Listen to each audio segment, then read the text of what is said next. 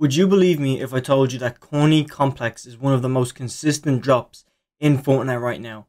And trust me, by the end of this video, you will understand why. Let's get straight into it. Okay, so we're going to be taking a very in-depth look at the 3 most overpowered and most consistent drop spots, in my opinion, right now. One of them is Corny Complex, and I know what you're thinking, super contested drop spot. But trust me, you will understand by the end of this video why it's so overpowered. That's the first POI we're going to be looking at. Then we're going to take a nice look at Hatchery because it's got some nice things going for it.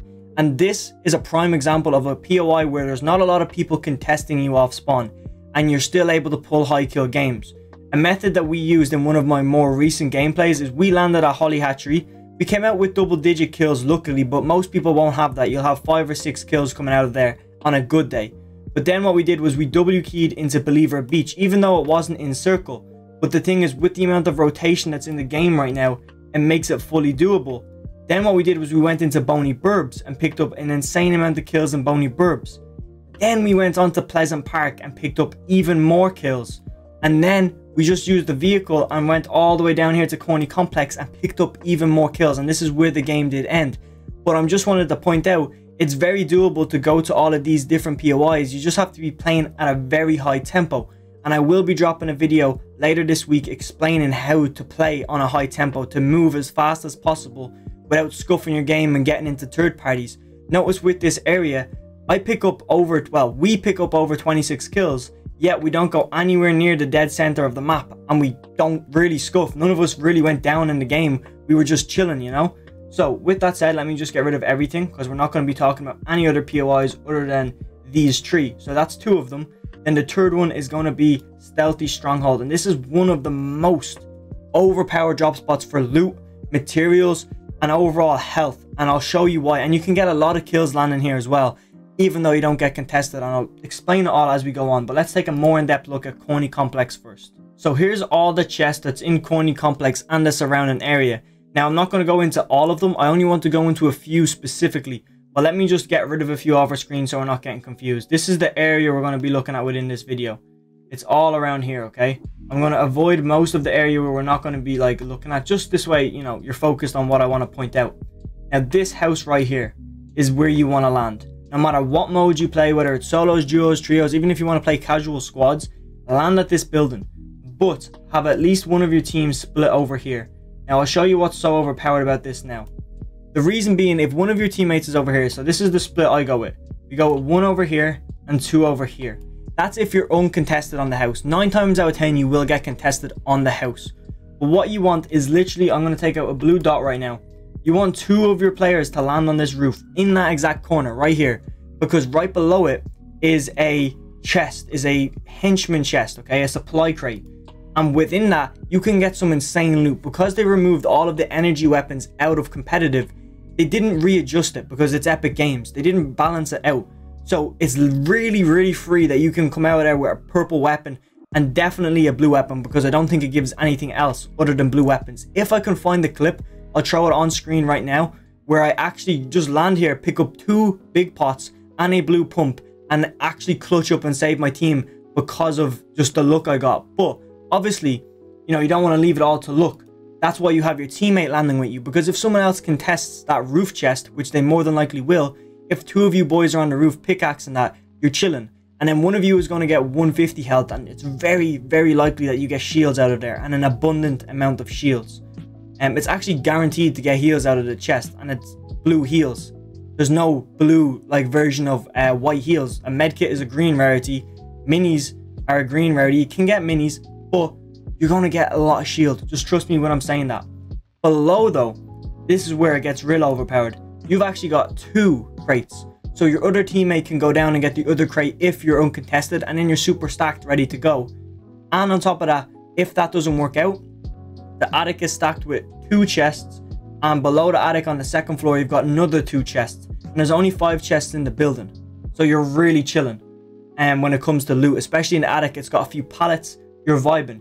Now, if you're contested by a whole trio, there's no way you want to take a 2v3 situation. You're going to lose. That's why this teammate lands super close. There's not enough loot here for 3 people when you're contested, because you've also got another 3 people. That's 6. So you want your other teammate to land here. You can grab his 2 chests and get whatever he needs to get and run back up to you, and you are completely vibing. He's going to bust in the kitchen door, clean up from below while you're above, and hopefully you catch them in the middle layer because there is 3 stories in this building. So really in-depth analysis on it. You don't really need to know anything else. I could move on to the next POI, but I wanted to show you one more thing. What this also has is, let me just get rid of everything really quickly. When you balance it out, okay, the area that you occupy right here, you're getting a potential. By the way, this is what's so overpowered. The supply crates are a guaranteed spawn. That's why you want to land in the attic all the time, because it's going to be there 24/7. Now, when we have 5, 6, 7, 8, 9 chests versus someone who lands within here, okay, now this whole area is all underground. So some of these chests are above ground, some of them are below, but they're going to come out with a total of 4, 5, 6, 7, 8, 9, the same amount as you. But this is what you're not taking into account. If you wanted to, you've got the toilet to go to them. They have the toilet to go to you. They're going to be more scuffed than you because you've got the woman in there with the mythic weapon that multiplies by 3. And if you know anything about this drop spot, she scuffs you every single time. She will kill your health bar.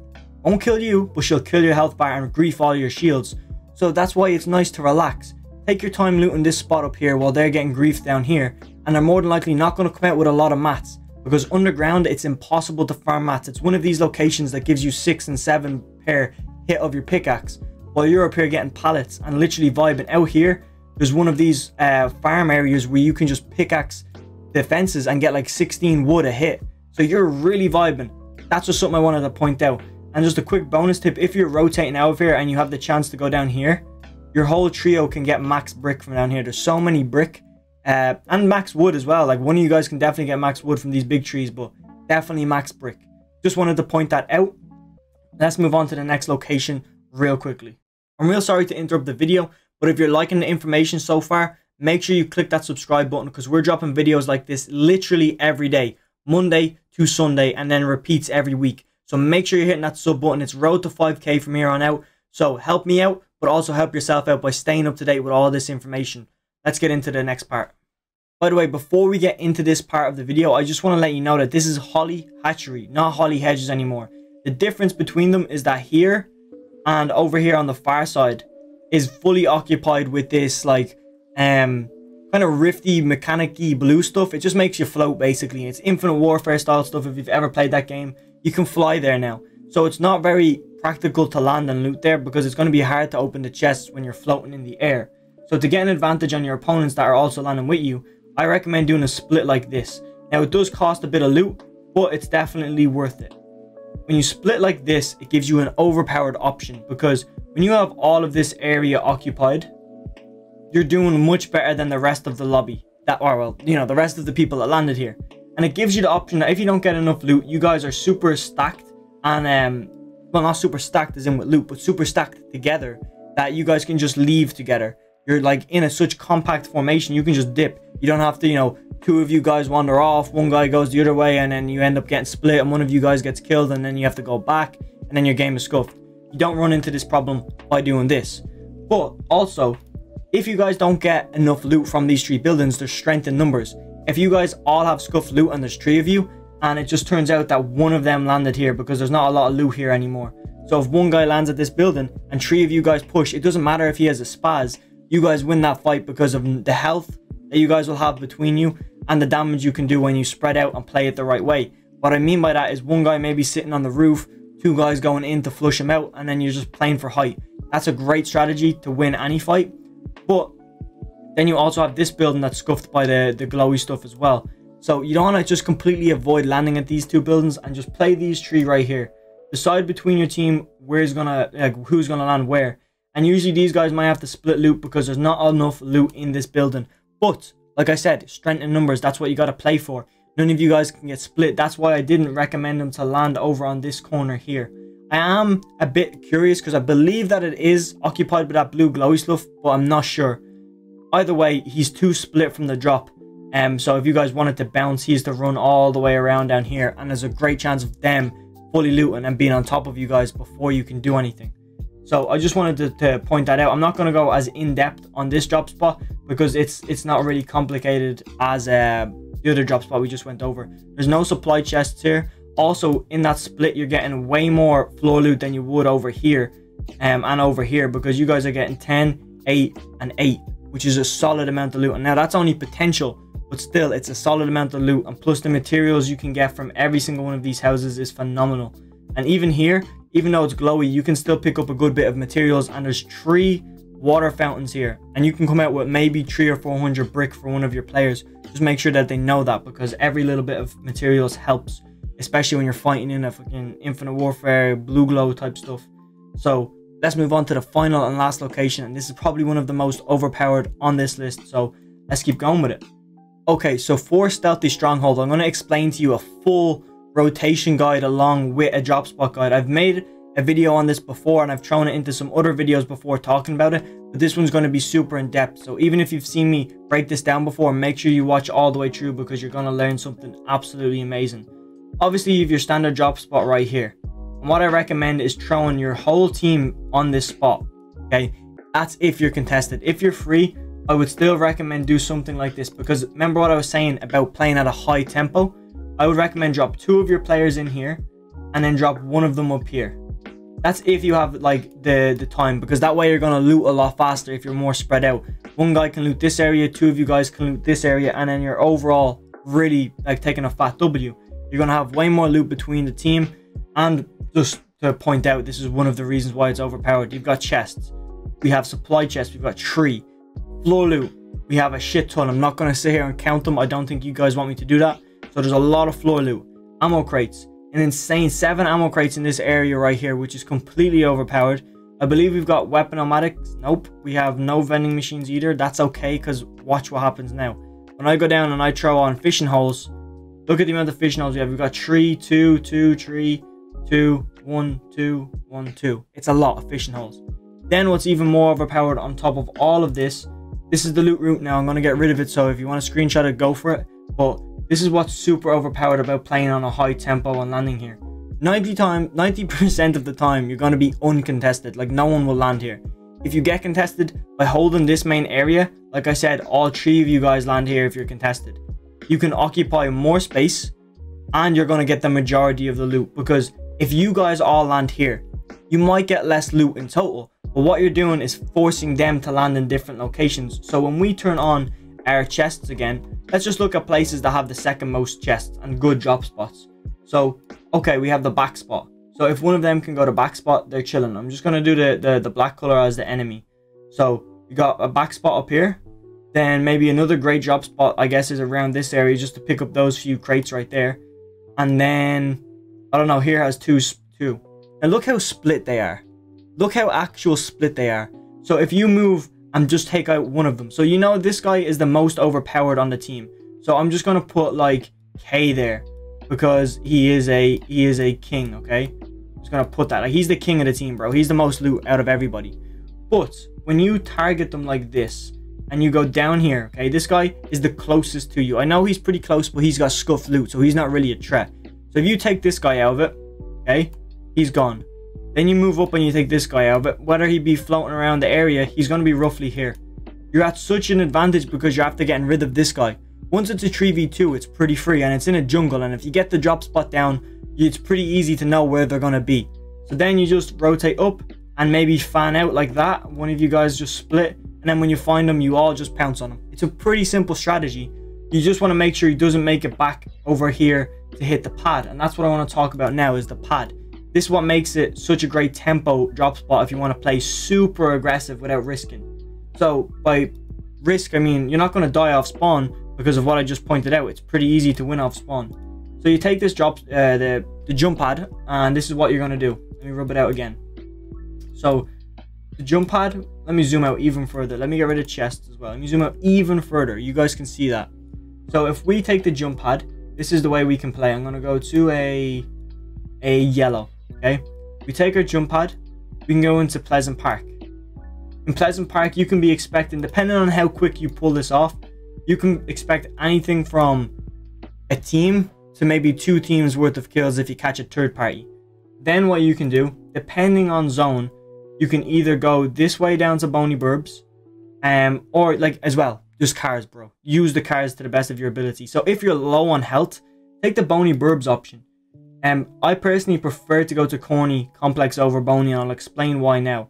But you go to bony burbs and there's a little, you know, the slurp truck, so you can get back up on health, so you're winning. Or you can go with the alternate option, which is going to be the blue, and you come down here, the corny complex. And if I change the color back to red, you loot the whole of corny complex, pick up as many kills as you can. Then again using the blue, then rotate over to bony burbs. On the way, maybe doing a pit stop over at risky reels, because you can pick up a few kills there as well. So I'm just going to put that in a purple box as an option. And if you're really struggling for kills or you don't have enough loot to take on bony, so if you play this loot route, it's more beneficial. You won't get as many kills, and I'll explain why. Because if, let's say again, the black here is going to be zone, so zone is going to look something, I don't know, like this, okay? Something huge, okay? Let's just say that's first zone. I know that might be a bit big for first zone, or it's pretty spot on, to be honest, but imagine that's first zone, okay? Look at this. I'm not going to use green because you won't see it, but I'll just use, what color will I use? Pink again. All right, Believer Beach, okay? Believer Beach, what's going to happen is they're going to rotate early because zone is pretty far. Whether they've killed the whole lobby over here in Believer Beach or not, because that's basically where the whole lobby lands, especially if it's first drop, they're gonna have to rotate through bony. More than likely they will. They can use boats and shit like that, but bro, not a lot of people are using boats, and you can probably feel that you haven't seen a boat in a minute. So they're gonna rotate through bony burbs. So by you rotating early, cleaning up Pleasant Park, you're still pretty early, and then you get to bony burbs just on time. You're just on time for your rotation, but these had to plan ahead to rotate early. So they're going to end up colliding with you, and then you're going to have a zone problem, okay? And even if you don't know the zone is going to be like that, go back to what I said at the start of the video. Corny Complex is in zone 90% of the time. So what you can do is go to Corny Complex first, okay? And while you're fighting in Corny Complex, allow Believer Beach to rotate in, because where is the first place they're going to stop after their rotate? If they're following this pink line, they go through bony and there's nobody there because you didn't show up there. Pleasant isn't going to go and show up there because you just cleaned Pleasant, so no one can rotate down. So who's going to rotate up to bony because it's not in zone? So they're just going to cut straight across bony, and they're going to go into corny, or maybe pit stop off here like you would have done. Then they're in corny, and you just finished your fight, you've just healed, and they're rotating in. And trust me, it literally works like that, and that's a smart tempo. That's a smart W key in playstyle, because you're not risking getting storm held, and you're playing for the maximum number of kills and a consistent position.